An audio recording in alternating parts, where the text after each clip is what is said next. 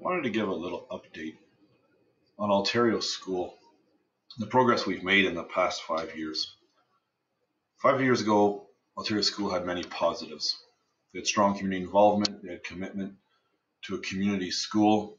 There were many established programs like the hot lunch program, metacognition, bucket filling. Overall, they had a positive student body.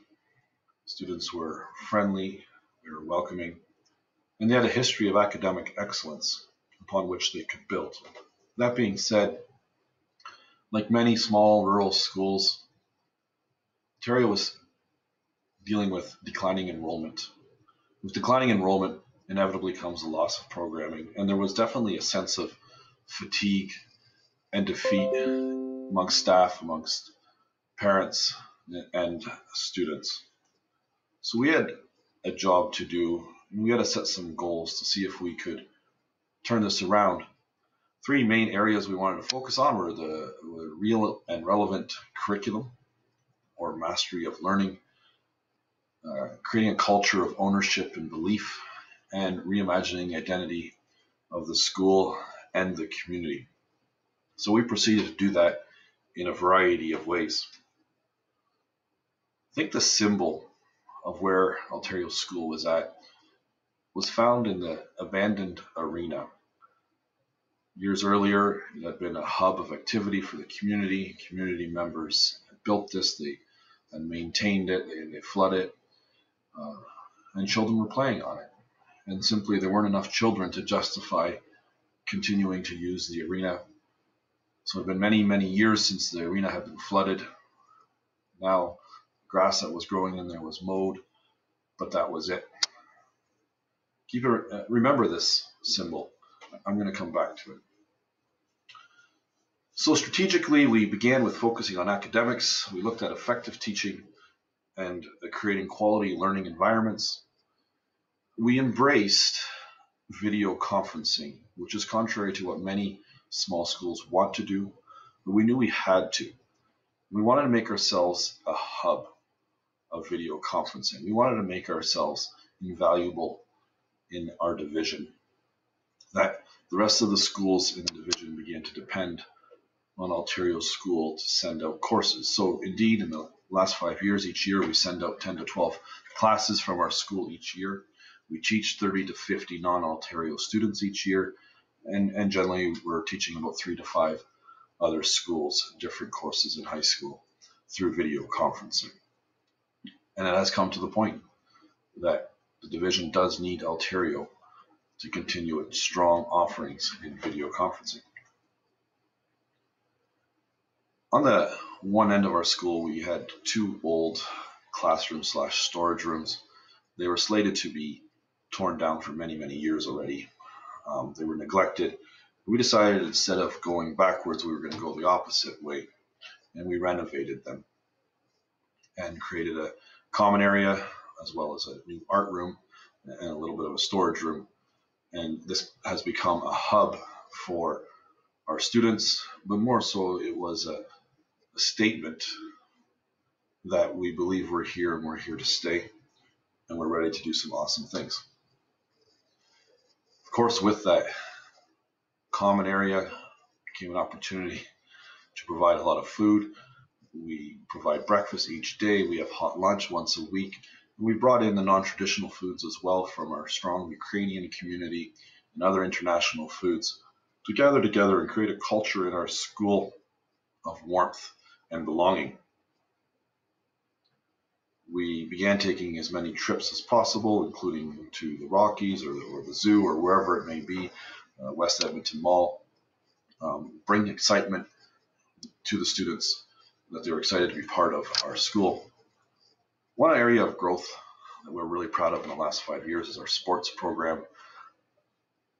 Generally, students in Altario were finding their sports elsewhere simply because there weren't enough numbers.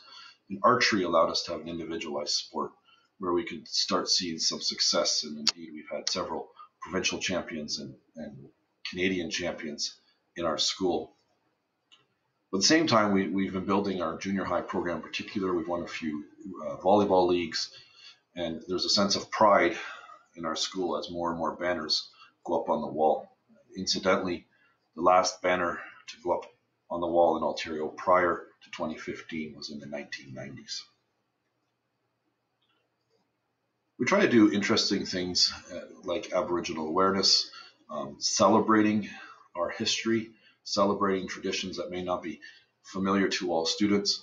So for Aboriginal Awareness Day, we actually built a teepee, brought in Elder Joseph to tell stories around the fire.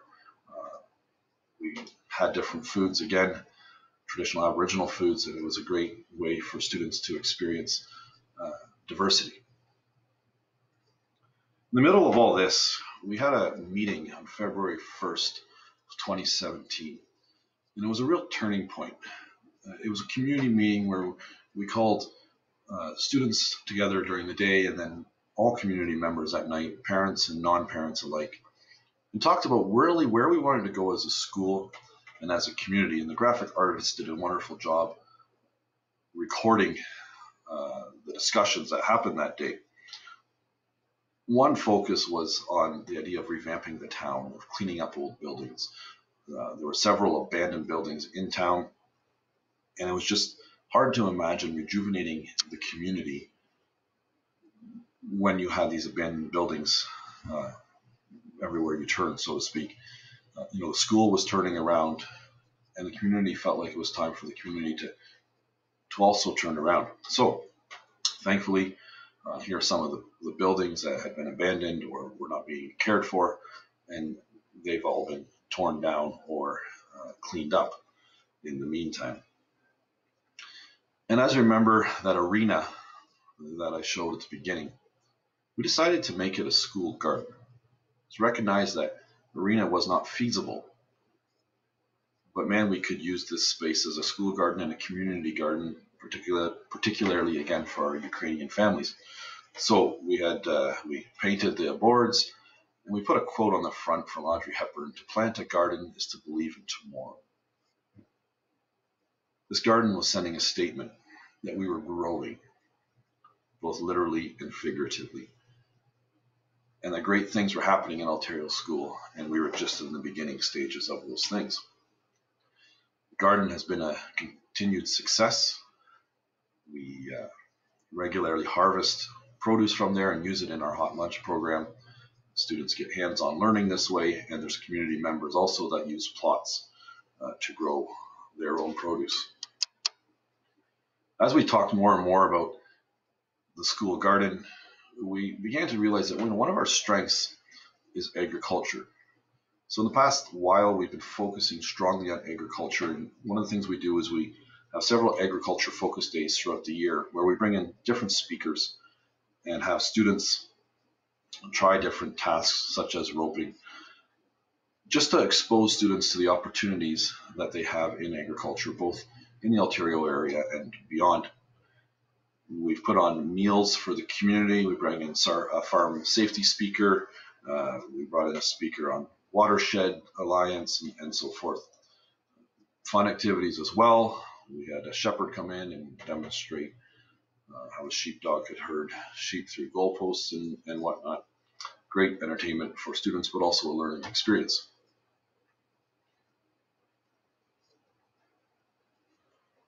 This past year, we decided to expand even more.